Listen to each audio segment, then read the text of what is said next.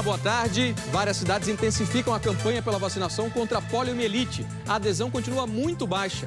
Em Salvador, agentes de saúde fazem mutirão de combate à dengue depois que o número de casos triplicou.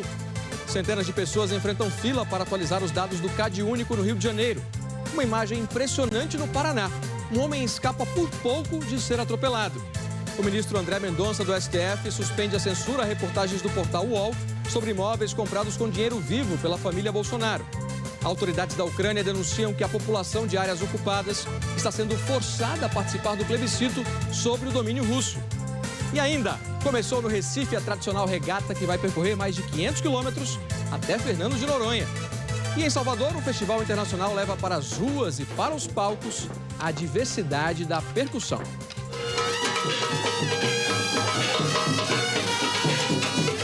O Jornal Hoje está começando.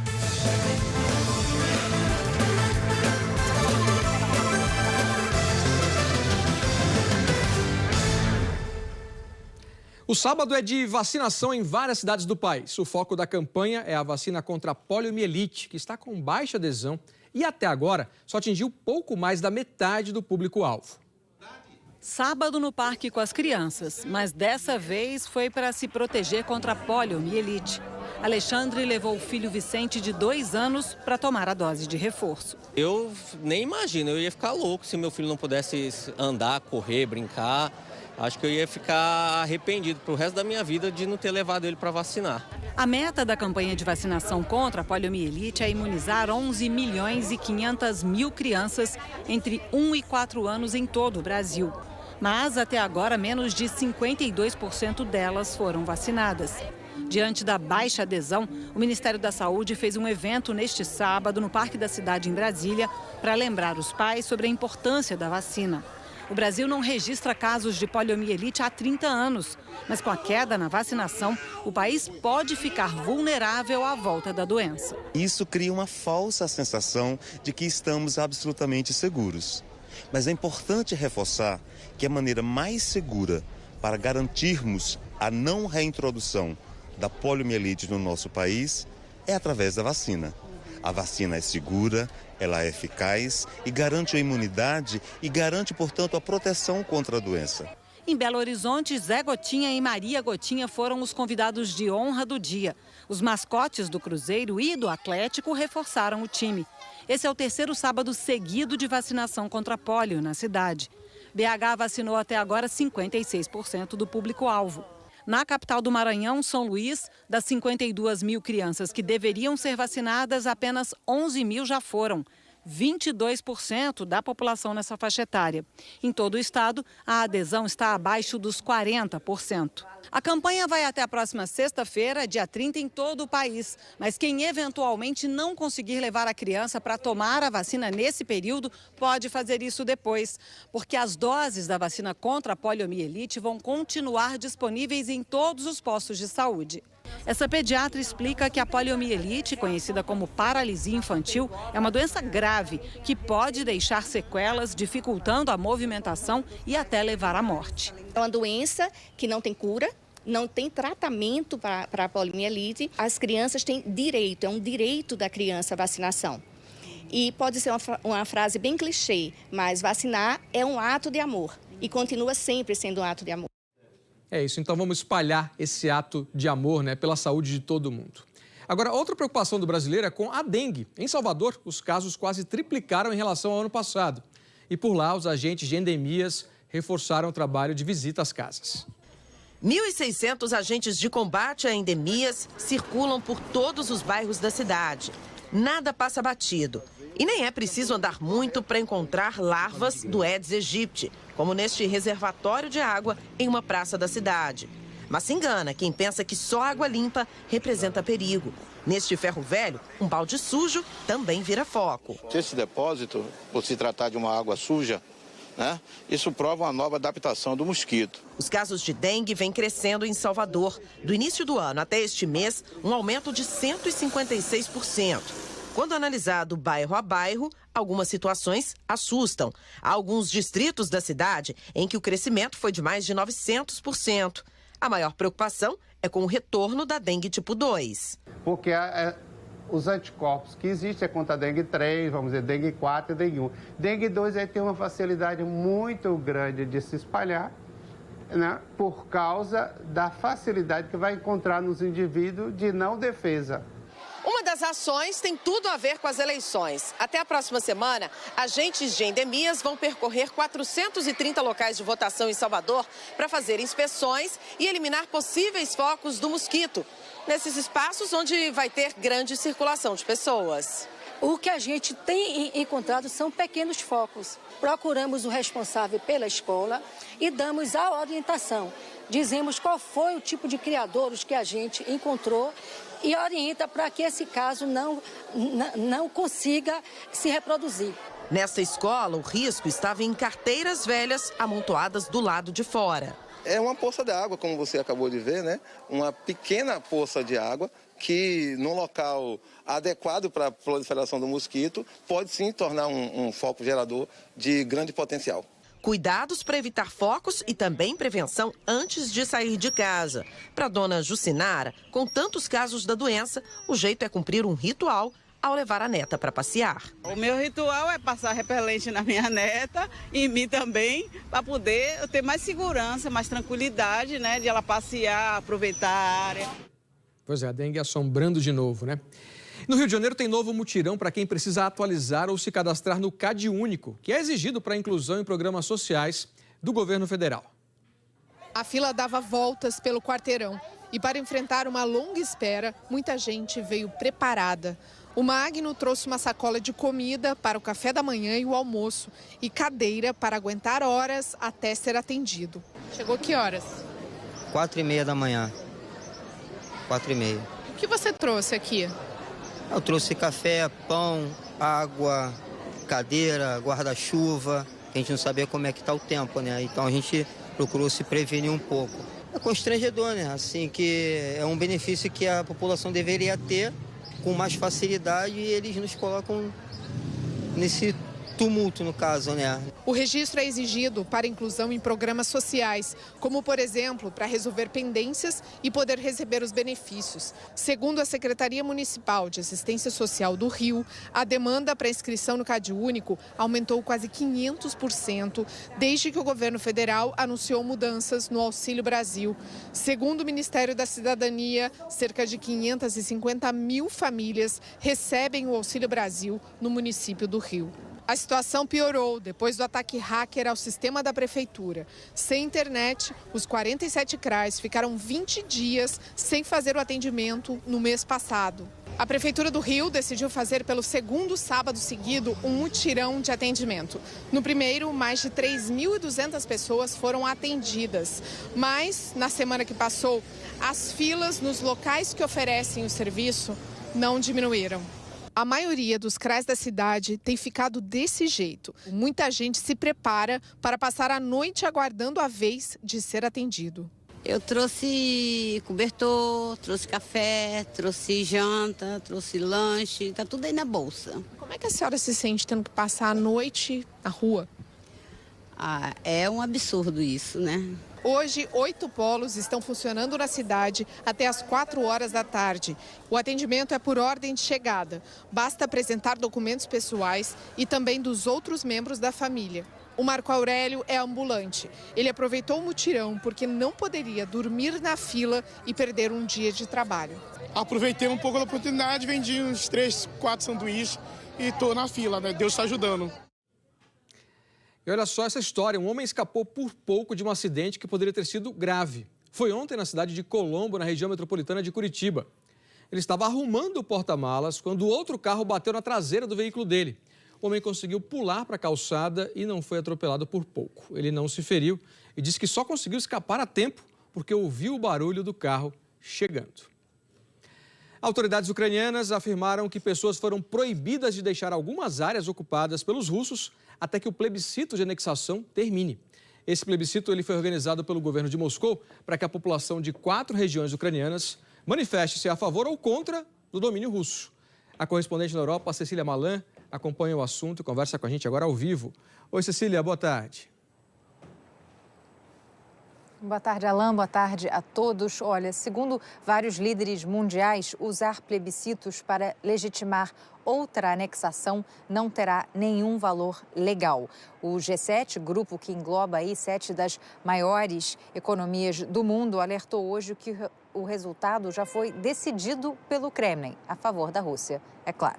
Foi exatamente essa mesma tática usada em 2014 na Península da Crimeia. Por lá, 97% votaram a favor de fazer parte da Rússia, numa votação tida como fraudulenta pela comunidade internacional, que ainda considera a Crimeia parte da Ucrânia.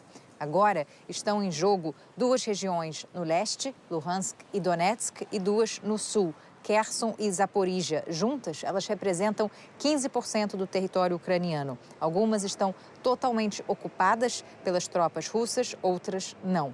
Moradores dizem que soldados russos estão indo de porta em porta, fazendo ameaças e intimidando as pessoas para que elas votem. Depois da convocação de 300 mil reservistas, milhares de russos com idade para servir continuam tentando deixar o país. Analistas acreditam que o número de pessoas recebendo documentos de alistamento seja bem maior. Hoje, segundo a imprensa russa, Vladimir Putin assinou uma nova lei que pune com 10 anos de prisão quem se recusar a lutar. Por isso mesmo, são imensas as filas nas fronteiras terrestres da Rússia com o Cazaquistão, a Geórgia e a Finlândia. Voos para nações que não exigem vistos, como Turquia e Armênia, estão lotados. Mas a Europa ainda não tem uma posição alinhada sobre como lidar com esse êxodo de russos. E agora há pouco, uma organização que monitora direitos humanos na Rússia informou que mais de 700 pessoas foram presas hoje em protestos em diferentes cidades contra essa convocação de Vladimir Putin. Alain. Obrigado, Cecília. Mais uma crise, migratória na Europa. Primeiro os ucranianos, fugindo ali do conflito com a Rússia, e agora os próprios russos que se opõem a Vladimir Putin. Bom trabalho para você. E a Assembleia Geral da ONU entrou no 5º dia e hoje há uma grande expectativa para os discursos dos representantes, justamente, da China e da Rússia. O ministro das Relações Exteriores chinês começou a falar agora há pouco. Nosso correspondente em Nova York, Felipe Santana, está na sede da ONU e tem as informações agora também ao vivo. Oi, Felipe, boa tarde. Tudo bem, Alain? Boa tarde para você, boa tarde a todos. Quem está falando nesse momento é o ministro das Relações Exteriores chinês, o Wang Yi. Ele começou fazendo um forte apelo à paz. Ele disse que é natural que os países tenham diferenças e desentendimentos, mas deve-se rejeitar o conflito e a guerra, apoiar a solidariedade e rejeitar a divisão. Ele não comentou especificamente nem a escalada de tensão na província autônoma de Taiwan e nem a guerra na Ucrânia. A China vem mandando mensagens desencontradas recentemente sobre o apoio a Vladimir Putin, que nesse momento parece não ser incondicional. No último encontro entre Xi Jinping e Vladimir Putin, eles não emitiram uma nota conjunta. Apenas no final, Xi Jinping não mencionou a Ucrânia e o Vladimir Putin disse que reconhece a preocupação chinesa sobre a guerra. Outro discurso também muito aguardado hoje é o do chanceler russo Sergei Lavrov. Ele deve defender esses referendos, esses plebiscitos que a Cecília acabou de mencionar, ao leste e ao sul da Ucrânia. Ele falou aqui na reunião do Conselho de Segurança na quinta-feira.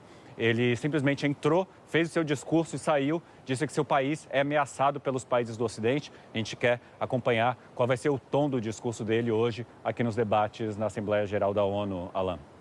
Boa, Felipe. Expectativa, então, para o tom da China, nesse discurso. Um abraço aí para você, bom trabalho. E agora a gente fala sobre outro assunto, sobre os protestos no Irã em apoio a uma jovem de 22 anos que morreu sob custódia da polícia. Manifestantes tomaram as ruas novamente durante a noite de ontem e a madrugada de hoje. Em alguns vídeos é possível ver forças de segurança atirando. Pelo menos 35 pessoas já morreram nessa onda de protestos. Segundo a mídia estatal, o presidente do Irã, Ebrahim Raisi, afirmou em uma ligação para a família de um soldado que morreu nas manifestações que o país deve lidar de forma decisiva com aqueles que se opõem à segurança e à tranquilidade no Irã. Antes de morrer, a jovem Mahsa Amini, de 22 anos, foi detida pela polícia da moralidade por usar o hijab, um véu islâmico, de forma incorreta. E o número de mortos em um naufrágio perto da Síria subiu para 89, segundo a televisão estatal do país. As vítimas eram imigrantes que saíram do Líbano para tentar chegar à Europa. Os corpos de algumas delas voltaram para o Líbano ontem à noite. Segundo o governo sírio, pelo menos 14 pessoas foram resgatadas e levadas para hospitais. Entre 120 e 150 pessoas estavam a bordo da embarcação. Filippo Grandi, alto comissário da ONU para refugiados, descreveu o incidente como uma tragédia de cortar o coração. O fluxo de imigrantes tentando deixar o Líbano aumentou nos últimos anos por causa da forte crise que atinge o país. E veja, daqui a pouco aqui no JH, artistas brasileiros e estrangeiros se reúnem num festival de percussão em Salvador. E a seguir, os detalhes da decisão que suspendeu a censura à reportagem sobre os imóveis da família Bolsonaro. No Recife começou a regata de mais de 500 quilômetros até Fernando de Noronha. E você vai ver como vai ficar a previsão do tempo para o fim de semana. A gente volta já já. O ministro do Supremo Tribunal Federal, André Mendonça, suspendeu a decisão do desembargador Demétrios Gomes Cavalcante, do Tribunal de Justiça do Distrito Federal, que, a pedido do senador Flávio Bolsonaro, censurou reportagem do portal UOL sobre imóveis comprados com dinheiro vivo pela família do presidente. Na decisão, André Mendonça afirmou que a censura não encontra amparo na Constituição. O UOL publicou de novo as reportagens que foram censuradas logo depois da decisão do ministro André Mendonça, do Supremo Tribunal Federal.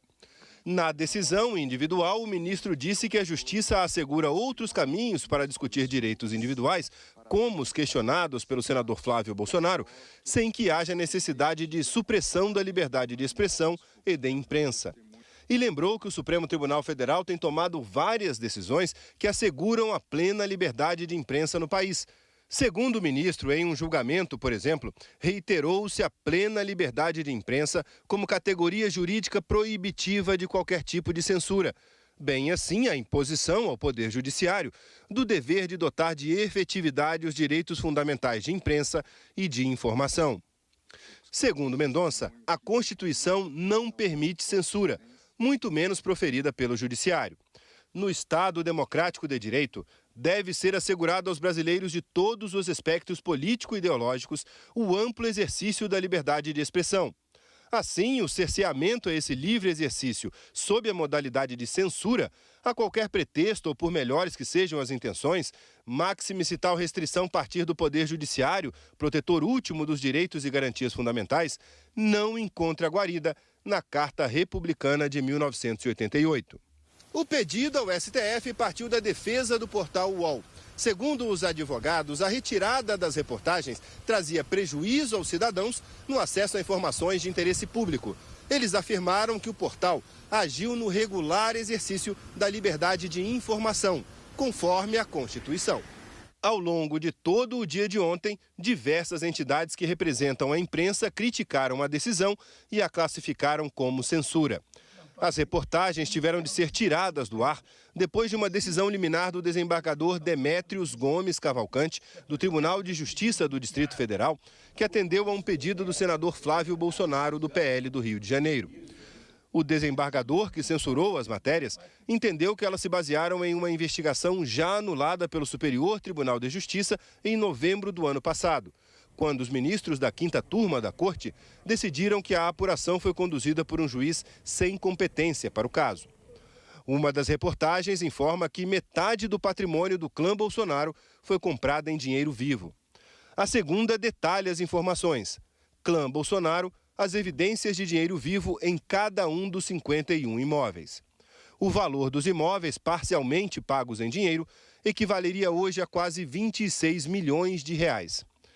Entre os imóveis listados pelo UOL estão os citados nas investigações sobre um suposto esquema de rachadinhas envolvendo o senador Flávio Bolsonaro quando ele era deputado estadual no Rio de Janeiro, entre 2003 e 2018. Um tufão atingiu a região central do Japão e matou 2 pessoas. Um homem morreu em um deslizamento de terra e o outro estava num carro que caiu em um reservatório de água. A cidade de Shizuoka, a sudoeste da capital Tóquio, foi muito atingida pelas chuvas. 120 mil casas chegaram a ficar sem luz.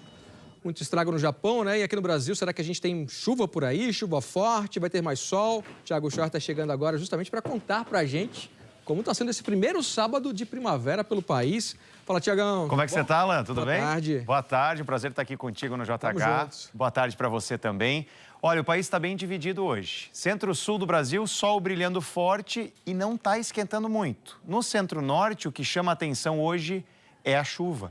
Eu vou te mostrar aqui que isso está acontecendo por causa de uma frente fria. Ela está agora perto do litoral sul aqui da Bahia, canalizando bastante umidade. Você vê aqui formação de várias nuvens nessa região. E atenção, porque essa chuva forte aqui, que vem em forma de temporais, ganha força agora à tarde e também vai até a noite, entre todo o centro-sul da Bahia, pega parte aqui da divisa com Goiás, DF e também o norte de Minas Gerais. Em Brasília, Januária em Minas Gerais e Porto Seguro na Bahia, tem essa chuva, então, prevista, volumes, inclusive, altos, entre 20 milímetros e 25 milímetros nessas cidades. Já Salvador está fora dessa área de temporais, mas também pode chover até a noite, em forma de pancadas. A máxima chega aos 28 graus. A chuva também pega hoje quase todo o estado de Mato Grosso, também boa parte aqui onde você vê em verde no Nordeste e também parte do norte do país. Agora tem amarelo também pelo mapa. Pois é, isso que eu estou percebendo ali. Por que apesar, né, de a gente ter aí um solzinho brilhando no centro-sul, a gente não tem chuva, né? Não está esquentando tanto apesar desse sol. Você sabe aquele sol, luz de geladeira, né? Ele brilha e não esquenta. É o que a gente está passando aqui no centro-sul, tá? Tem uma massa de ar frio, ela invade o país pelo sul do Brasil. Você vê aqui representada nesse A. E além de deixar tudo mais gelado, essa massa aí também é muito seca. Então isso ajudou também a formar geada hoje cedo na Serra Catarinense. Foi o caso de Bom Jardim da Serra, onde fez 3 graus abaixo de zero. Umidade, né? Daí sim, frio, tempo seco, estão fazendo a umidade do ar despencar, principalmente agora à tarde, em toda essa região aqui, onde você vê mais vermelho, vermelho mais escuro, umidade mais baixa. É o caso de São Paulo com 20%, 15% na região ali perto de Mato Grosso do Sul e 35% no sul do Brasil. Então a gente vai dar uma olhada aqui, ó, que a mesma pegada disso também está acontecendo nas 3 capitais do sul. Então a gente olha, eu vou até me aproximar daqui, veja só aqui, ó, Porto Alegre, Floripa e Curitiba com umidade entre 30% e 35%, isso é bem baixo, tá? Rio de Janeiro com 40%, Campo Grande ainda menos, 15%, só que aí Campo Grande é a cidade dessas aqui com uma tarde um pouco mais quente, chegando aos 30 graus. O sol lá tá esquentando. Secura mesmo, né? Agora muda alguma coisa para amanhã, Tiago? Então, amanhã tem uma mudança, tá? A secura vai acabar no centro-sul do Brasil, porque volta a chover.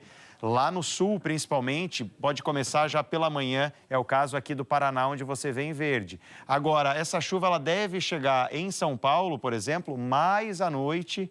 Enfim, aí você vê que aqui já mudou bem a configuração. Estava amarelo, agora está verde. Em Campo Grande, esses temporais que eu estou falando aí já chegam amanhã. E veja só aqui, né? Na segunda-feira, 30 milímetros de chuva em Campo Grande. Na terça, pior condição, 50 milímetros. Agora, São Paulo, chove amanhã à noite. Na segunda-feira, 30 milímetros sem sol. Na terça, dá uma aliviada na chuva. E na quarta-feira, um pouquinho mais ainda, também sem sol lá na quarta. Curitiba, veja que a chuva vai aumentando ao longo da próxima semana. Na quarta-feira, 45 milímetros de chuva e só 15 graus de máxima lá em Curitiba. Primavera tem disso, Alain, mistura aí de estações, transição, né, entre o inverno que a gente acabou de passar e também o verão. Pelo que você mostrou, né, vai aliviar um pouco essa secura, mas tomara que não venha aquele temporal ali de estragar tudo. Pois é, tem previsão disso, é bom a gente ficar atento. Valeu, Choia, obrigado. Bom fim de semana, valeu, gente, também. Até mais. Em Pernambuco, o Sábado de Sol foi um prêmio antecipado para os competidores de uma regata super tradicional que chega a 33 edições. O percurso tem mais de 500 quilômetros. 85 barcos atracados bem próximo ao marco onde o Recife começou. Na água, representantes de 12 estados do Brasil e 4 países. O destino é Fernando de Noronha. É uma festa, né? É muito barco competindo. Noronha é um lugar fora do gráfico, né? Noronha é show. Seu Tadeu veio do Rio de Janeiro. É a 8ª vez que ele participa da regata. Aos 77 anos, é o capitão mais experiente dessa competição. Com a experiência, você consegue safar mais rápido, consegue resolver o problema mais rápido, né? Você não fica tão tenso, né? Já Vinícius é o capitão mais jovem por aqui, tem só 21 anos. Já disputou 3 edições como tripulante e agora é o responsável por um barco com 10 velejadores. Não é só a responsabilidade de deixá-los seguros, de levá-los em segurança e trazê-los em segurança, mas a responsabilidade de oferecer uma experiência democratizante a todos, digamos assim. A aventura tem que ter desafio. Os tripulantes do barco Patoruzu sabem disso. O barco não tem quarto, não tem cama, não tem nem banheiro. É uma estratégia para ficar mais leve e mais competitivo. Cecília é a primeira mulher a fazer parte da tripulação. As dificuldades são muito grandes para toda a tripulação e eu, como mulher, acho que eu vou ter uma dificuldade maior de tempo, de frio, de banheiro. Como vocês viram, o barco não tem estrutura interna. São 560 quilômetros do Recife até Fernando de Noronha. Os barcos levam aproximadamente 22 horas para fazer essa viagem. E por esse motivo, alguns velejadores preferem investir no conforto. Jairo e Bruna moram neste veleiro com uma boa estrutura. Aqui tem 4 quartos, uma suíte e 3 banheiros. Isso nos proporciona, além de uma navegação rápida, segura, porém confortável. Durante a partida, a emoção toma conta de quem segue pelo mar e também de quem fica no continente. Sempre é bonito você ver pessoas de todo o país, às vezes alguém de fora. Eu gosto de barco, gosto de mar, então a visão aqui é extraordinária. É uma emoção, né? Ver essa partida, a viagem que eles vão fazer. A gente tenta imaginar essa viagem junto com eles. Deve ser uma aventura boa. E aventura, né? Com um barco aí para todos os gostos. Vamos ver quem vai ser vitorioso na estratégia. E amanhã é dia de Supercopa de Vôlei. A Globo transmite a partida entre o Cruzeiro e o Minas a partir das 10 da manhã. Apesar do confronto mineiro, o jogo será no Recife. Em véspera de decisão, tem uma palavrinha que ninguém quer: favoritismo. O técnico do Minas fala o seguinte: há um favoritismo do Cruzeiro, né? Porque pelo plantel que tem e o retrospecto dos resultados, né? Então, se tem um favorito nessa final, é o Cruzeiro. Já o jogador do Cruzeiro... Minas, com certeza. Estão mais entrosados, já estão treinando juntos desde o começo da temporada. O Minas, com certeza, é o favorito. Tá jogando pra lá, né? Mas é a verdade, gente, é a verdade. Minas e Cruzeiro vão decidir a Supercopa de Vôlei, a competição que abre o calendário do vôlei masculino nacional. Há apenas um jogo para definir o título. Um clássico mineiro que vai acontecer bem longe de Minas Gerais. 2 mineiros fora, assim, de BH, é a primeira vez. É aqui no Recife, no ginásio Geraldão, que Cruzeiro e Minas vão se enfrentar amanhã com o abraço do povo pernambucano, que esgotou os 8.000 ingressos desde a quarta-feira. A gente tava contando os dias. Ai, meu Deus, quando é que vai ser a data? Quando é que vai sair? Aí, quando saiu na pré-venda, a gente fez mutirão para comprar, né? E esgotou muito rápido, ainda bem que a gente fez. É amanhã, em terras pernambucanas, a gente vai ver qual mineiro vai levantar o primeiro troféu da temporada. A gente vê que o povo abraça, tem um carinho muito grande pelo voleibol brasileiro. Cara, vai ser maneiro, ver isso aqui lotado e bora pro jogo. Disputa de mineiros em Pernambuco. E agora a gente vai falar de uma despedida em outro esporte. Com mais de 100 títulos na carreira, incluindo 20 Grand Slams, o tenista Roger Federer deu tchau para as quadras ontem, em Londres. O choro de um campeão. Para muitos, o maior tenista da história. Federer se despediu das quadras ontem na Laver Cup. Aos 41 anos, o suíço fez sua última partida justamente ao lado de Rafael Nadal. O maior rival e hoje amigo também não conseguiu segurar as lágrimas. Dentro de quadra, lances incríveis, como era esperado. E a derrota para os americanos Jack Sock e Francis Tiafoe não abalou o público.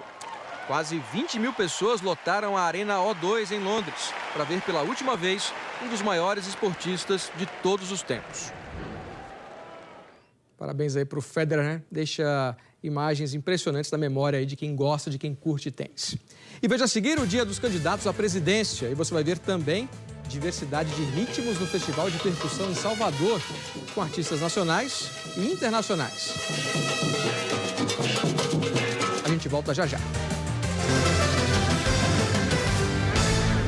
Jornal Hoje de volta. O ministro Benedito Gonçalves, do Tribunal Superior Eleitoral, proibiu o presidente Jair Bolsonaro de transmitir lives usando a estrutura do governo, como o Palácio da Alvorada ou do Planalto, e também o serviço de tradução de Libras, para promover a campanha à reeleição ou candidaturas de apoiadores.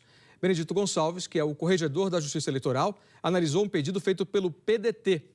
Ele determinou ainda que seja retirada do ar uma live feita na biblioteca do Palácio da Alvorada no dia 21 de setembro. O ministro também considerou que a intérprete de Libras do governo, paga com dinheiro público, configura ilegalidade se usado em campanha. Para Benedito Gonçalves, a conduta de Bolsonaro fere a isonomia entre os candidatos, porque a estrutura que tem sido utilizada é assegurada só ao chefe do Executivo. E vamos ver agora a agenda dos candidatos à presidência da República. Simone Tebet, do MDB, está em São Paulo. A candidata participou hoje cedo de um encontro na Associação dos Trabalhadores Sem Terra de São Paulo. Simone Tebet tirou fotos e conversou com apoiadores. No discurso, falou sobre sua trajetória política e se comprometeu a combater a fome, a miséria e a falta de moradia no país. Ela prometeu construir 1 milhão de casas populares em 4 anos, fazendo mutirões, parcerias com municípios e associações e doando terrenos públicos para a construção. A casa popular é a porta de entrada de todos os outros direitos do cidadão. Quem tem casa própria consegue colocar dinheiro, comida na mesa, pagar as suas contas. Então é prioridade para qualquer família. Nós temos metas, prazos e sabemos de onde tirar o dinheiro. 1 milhão de casas em 4 anos, 250 mil casas por ano para que a gente possa diminuir o déficit habitacional no Brasil. Luiz Inácio Lula da Silva, do PT, também escolheu a capital paulista para fazer campanha. Lula participou de um comício no Grajaú, na zona sul de São Paulo. Ele estava acompanhado do candidato a vice, Geraldo Alckmin, do PSB, e de lideranças políticas. Lula disse que, se for eleito, vai retomar o programa Minha Casa Minha Vida e que vai criar um crédito imobiliário para reformar e ocupar imóveis vazios nas grandes cidades. O candidato prometeu trabalhar por direitos aos motoristas de aplicativos e falou também que vai priorizar a educação com a ampliação das escolas em tempo integral e merenda de qualidade. A gente vai fazer uma revolução sem precisar comprar uma arma, sem precisar dar um tiro. A nossa revolução é comprando livro, é melhorando a escola, é facilitando com que as crianças tenham comida de qualidade na merenda escolar e não comer apenas biscoito. O presidente e candidato à reeleição pelo PL, Jair Bolsonaro, cumpriu a agenda no interior paulista. Jair Bolsonaro passou a manhã em Campinas. Por volta de 9h30, ele participou de uma motociata pelas ruas da cidade. Na sequência, Bolsonaro foi ao Largo do Rosário, no centro. Ele discursou em cima de um caminhão de som durante 17 minutos. Criticou adversários, falou sobre realizações do governo na área da economia e disse que o país deve investir na produção de energia por meio de usinas eólicas. O Brasil, que é uma potência na área de alimento, e brevemente também será na produção de energia via as nossas eólicas offshore, em especial costa do Nordeste brasileiro. É um país que está condenado a dar certo. Depois do discurso, Bolsonaro desceu para cumprimentar eleitores. Ciro Gomes, do PDT, também está em São Paulo. Ciro Gomes se reuniu com representantes da Associação Nacional dos Delegados da Polícia Federal. O encontro foi no escritório de campanha, na zona oeste da capital paulista. O candidato ouviu propostas da entidade para criar um mandato fixo para o diretor-geral e blindar a instituição de qualquer interferência política. Ciro Gomes prometeu total autonomia à PF. Disse que vai trazer para ele a responsabilidade pelo combate ao crime organizado, intensificando a participação da Polícia Federal. Eu vou fazer como fiz como governador. Eu dei radical autonomia à polícia. É colocar uma legislação nova de apuração da lavagem de dinheiro, os algoritmos e o reconhecimento facial, que são elementos tecnológicos simbólicos daquilo que eu quero fazer, fazendo com que, no fim, até a legislação de segregação prisional das cabeças do crime organizado mude, filtrando as comunicações, inclusive para os advogados. Constituinte Emael, do Democracia Cristã, fez campanha em Taubaté, no interior de São Paulo. O candidato participou de uma caminhada na região central da cidade e cumprimentou eleitores. Emael disse que, se for eleito, vai priorizar a reforma tributária. O sistema tributário que nós temos no Brasil esmaga empresas e pessoas, impedindo o Brasil de crescer. O que eu defendo como sistema tributário é o IVA, o Imposto de Valor Agregado, que é praticado em toda a Europa, em países da América do Sul, Então, o primeiro ato de um presidente da República é iniciar a reforma tributária para valer. Vera Lúcia, do PSTU, cumpriu a agenda em Fortaleza. A candidata distribuiu material de campanha e fez uma caminhada pelo centro da capital cearense hoje cedo, acompanhada por apoiadores. É preciso ter um plano de obras públicas que atenda às demandas da população e, ao mesmo tempo, gere emprego. Para isso, nós vamos tirar dos 315 bilionários do país para assegurar moradia, educação, transporte e, ao mesmo tempo que satisfaz as necessidades, garante emprego para quem precisa trabalhar. Agora a gente fala de cultura, fala de arte, porque começou em Salvador o 2º Festival Internacional de Percussão. As apresentações nas ruas e nos palcos mostram a diversidade da música instrumental percussiva, com atrações locais e internacionais.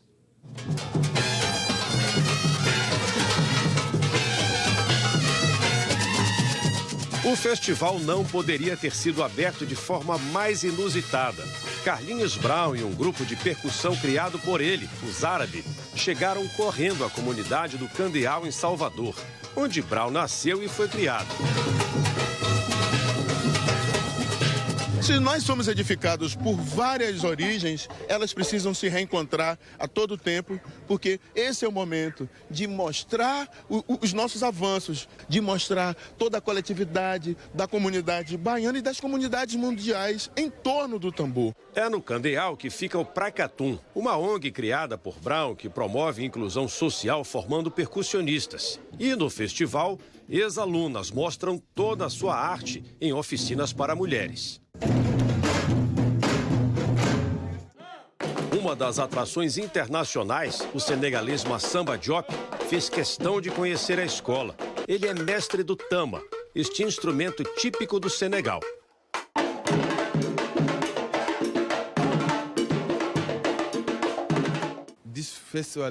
Este festival é a minha primeira chance de tocar com percussionistas brasileiros. Eu amo esses músicos e estou muito entusiasmado, muito feliz.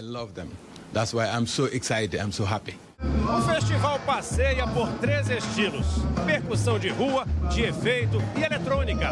São músicos de vários estados brasileiros e atrações internacionais vindas de 3 países. Artistas que estão aqui para compartilhar experiências e exaltar a diversidade desse vasto mundo percussivo. O baiano Mário Pan fez uma viagem pelos ritmos da Bahia, como o samba reggae. E pelas batidas que vieram da África. Direto de Rondônia, Bira Lourenço e Catatal Batera trouxeram a alma da floresta.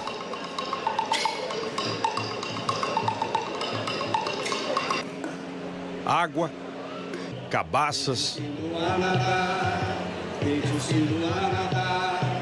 remos, cerâmica, tudo vira som.